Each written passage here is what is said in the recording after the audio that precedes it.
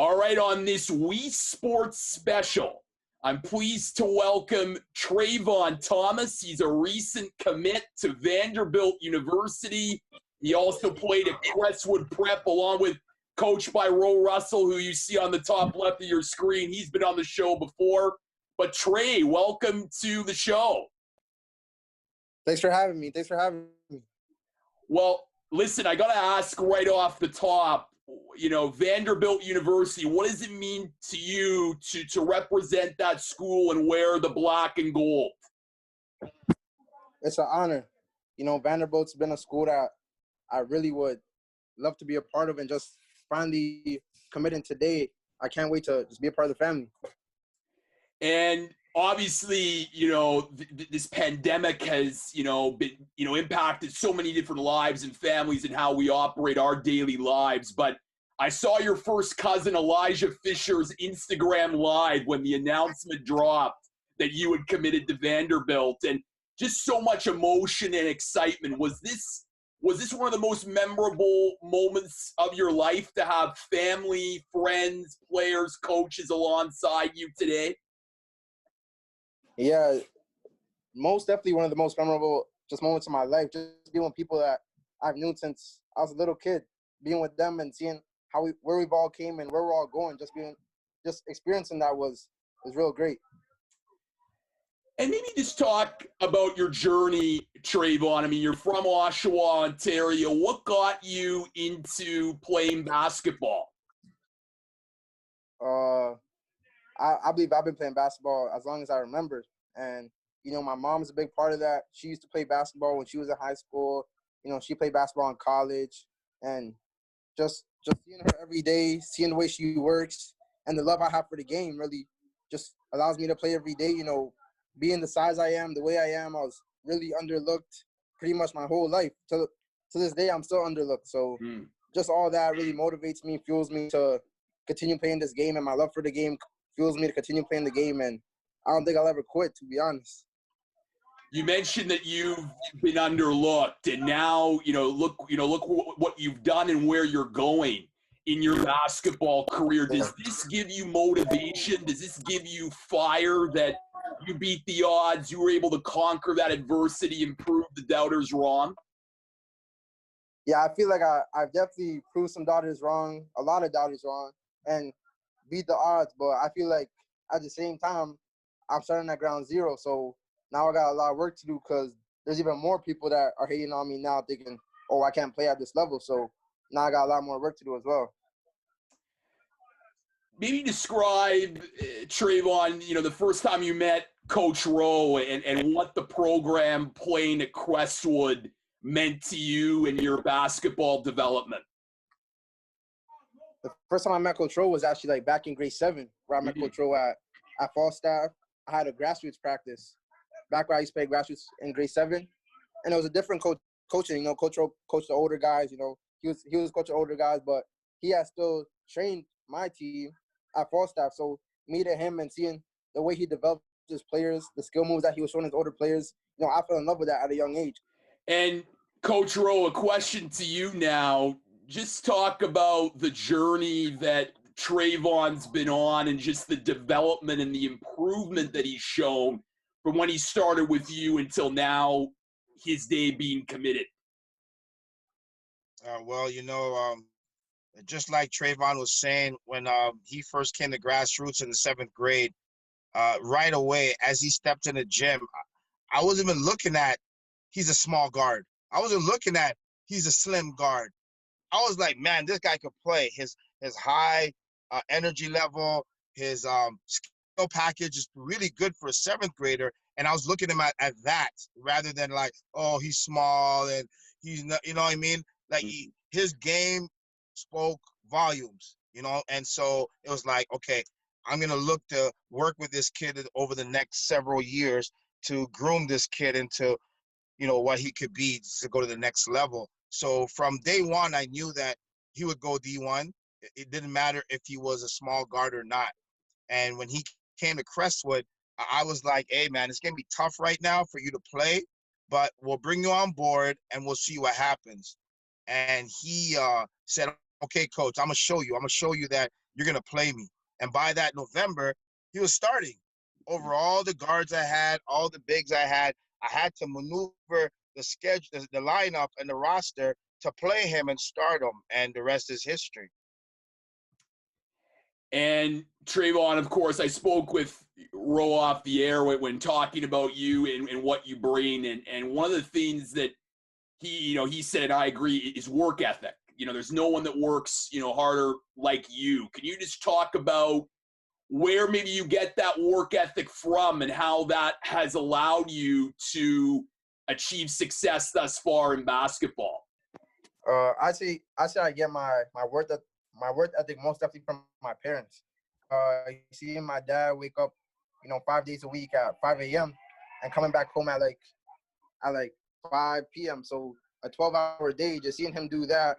And on the other hand, seeing my mom work 2 jobs, just that fuels me because I don't want them to be working like that until they're 50, 60. I want them to, have a life where they just sit in the house and do what they do. I don't want them to be waking up at 5 a.m. I want to have to do that. So I provide for them. So just that motivates me, fuels me to just keep going, work harder every day.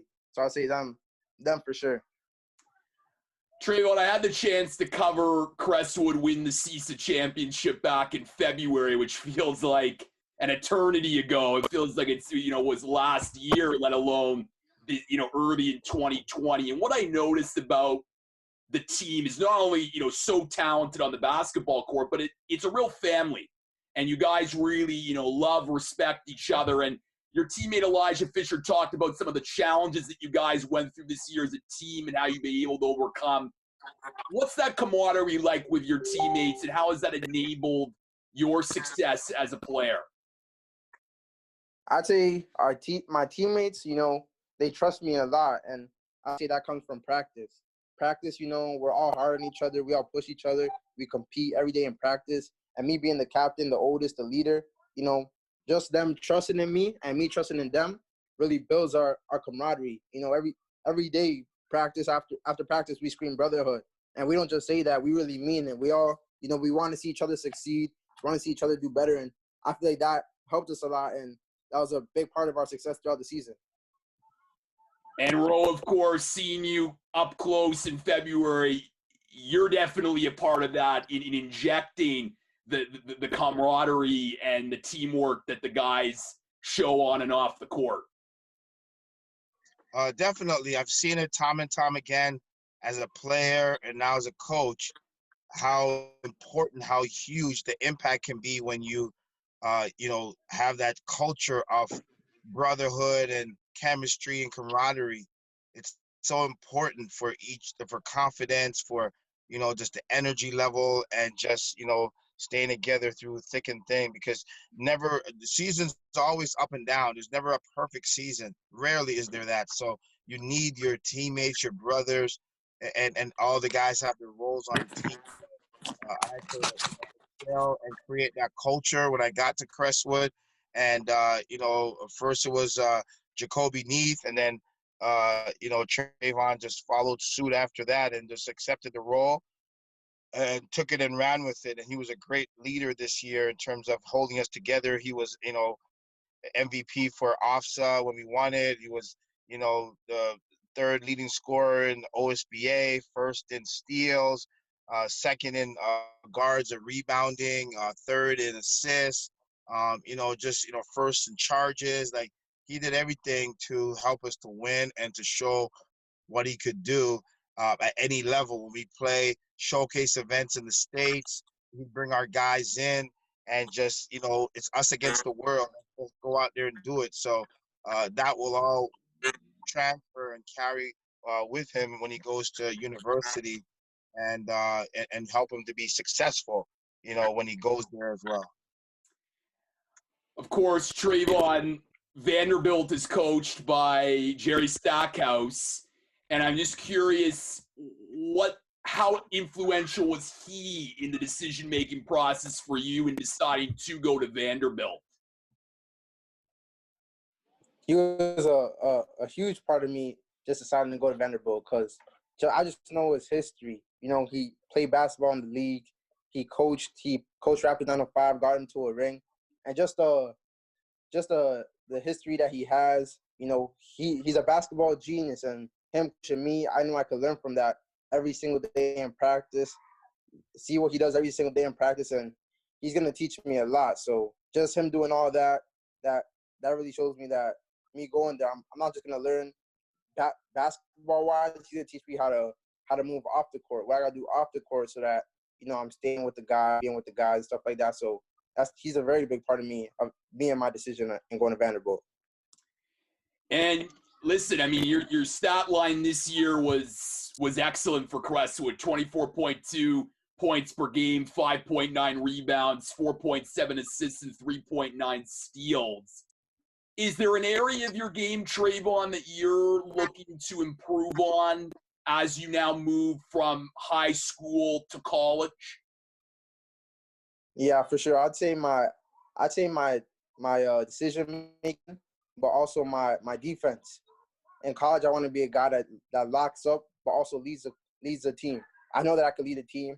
I know that I've been leading teams since I was young. So, I feel like I have that part of me, but being able to pick up all game, full court, make it hard for the other team's point guard so that they can't get into their offense is something that I want to work on and I want to perfect when I get to college. And Rhodes, building off of that, of course, Trevon's someone great shooter, and reading and seeing, he's obviously improved the shot selection and is going to continue to improve. So, but he said it right there, which is, of course, the intangibles of the leadership, something that you can't teach someone at such a young age to possess. Yeah, exactly. It's he has some God-given gifts that you don't teach, and the biggest assets I think that he brings to the table is he's such a quick learner. You show him one move, one concept, and it's locked in, and he's always striving for more. I want to go to another level. I want more of this. I want to get better. I'm good, but I want to be better. I shot 50%. I want to shoot 55%. He always striving for perfection, which you got to have as a basketball player. That those great ones that have come out of the woodwork over the decades. They always had that, and so that's why I truly believe that he'll be successful at Vanderbilt and beyond. And Trevon, so many moments to talk about this past season. You guys win CISA, you guys win off. So was there a moment that stood out to you in your final year at Crestwood? I definitely say winning off, so just leaving that mark on the season and my high school career. I feel like it's what we needed, not just for me, but for the people after me, for the class of 2021s, 2022s, 2023s, and even the ones that were playing junior. Them seeing us win, that's going to lead to them seeing, oh, it's a successful team, finished off the best team, one of the best high school teams in the province. So they're going to know that, oh, next season, that's what we got to do. And they're going to work towards that as well. So me just leaving that impact on the ones younger than me, I really like that. Yeah, and that's a great point, leaving an impact on the younger kids on the team. And can you just elaborate on that a bit, Trevon? Because, of course, Crestwood has a younger team. Your first cousin, Elijah Fisher, is already making noise in Canadian basketball. What's that been like to mentor him as well as the other guys on the team? It's been a great opportunity mentoring because I've seen him from back when no one knew him. He couldn't make a left-hand layup, and now he best player in the world for his age. So just mentoring him every day, teaching him what I know, teaching him more, just more and more and more, so that when he comes up to where I am, he's far ahead of the game, mentally, physically, with his skill, everything like that. Just mentoring him every day, and me teaching him, he also teaches me on the same level. So me and him really feed off each other, and I'm really looking forward to what he's about to do in the next few years as well. And obviously such a strange time right now in the pandemic. Have you been practicing? Have you been just keeping, focused on, being healthy and fit so that you're ready to go once training camp opens for basketball at Vanderbilt? Yeah, we've been practicing. Me and Elijah practice probably every day. We get into the Crestwood with Coach Rowe. We get our shots up. We work out with the strength and conditioning trainer at Coach Rowe, Coach Mike. We work outside with him just so that, not just me being ready, but Elijah or Ma, just so that we're ready for the upcoming season. We know that it's about to be hard, not just with me being hard at Vanderbilt, but with Elijah being hard at Crestwood, losing a leader, losing some seniors that we had. There's going to be a lot of room for certain people to improve. So we know we got a lot of work to do. But we've been definitely getting in the gym with Coach Rowe since the pandemic happened, because Crestwood has opened it up for us. Do you are you like Elijah that you drag Coach Rowe out early in the morning? Yeah, we try to wake him up as early as possible. He knows. I mean, he loves to tell those 5 a.m. wake up calls. He loves those.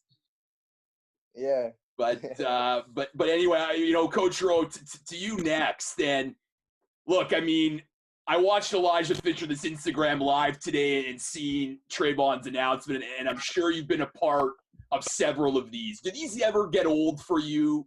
Because it just feels like every single one, seeing one of the players that you've worked in and you've developed get to where they want to go, it must still feel such a special feeling for you. Yeah. Every single one of them is special because it has a journey in itself. And, you got to go through it, you spend time. And I try to spread my attention and my love to all my guys. This one's really special because, going through the process with Trey, a lot of people said, you're too small, you're too skinny, you're too short, you're not good enough. You didn't have a good season. You're ranked number 57 in the country. You should go to JUCO. All these things. And I said, keep them coming. Keep them coming, because Trey's going to put that on his shoulder and give all these chips to where, that's going to just make this more of a joy when we go through this whole process and he gets where he's going to go. Then now what? What are you going to say now when you try to put the dude down, rather than build him up, rather than work with him, rather than try to help him, rather than try to push Canadians? You're just going to be negative. And so we're going to turn lemons to lemonade, and now he's going to Vanderbilt. Now what? So it's a great feeling, especially this one, because, everything I told Trevon, be a straight A student and do the things you could do. He went and was an straight A student. I said, be in a gym every day. He was in the gym every day. So he's such a great listener and a coachable guy that, having done this for so many decades and know what the formula of success is, and I brought it down to him, and he was able to just listen and do it to where, this is the result. This is the result of your hard work. You know what I mean? You work harder than anyone else out there, and you just put your mind to it, and you said you're going to do it. And even though there are times over the process that we're saying, I'm not sure, or, is it going to happen? You got to have faith. And that faith resulted in this. So glory to God on this whole deal. And, I've known Coach Stackhouse for many years, and he's a great guy. And I know he'll be so surprised when Trey gets there and does what he's going to do, and say, man, this is why I took him. This is why I went over, over anyone that said, whatever. And I'm gonna work with this kid, because you have so many smaller guards that did great thing over the years, and Trey's one of them. So let's do it.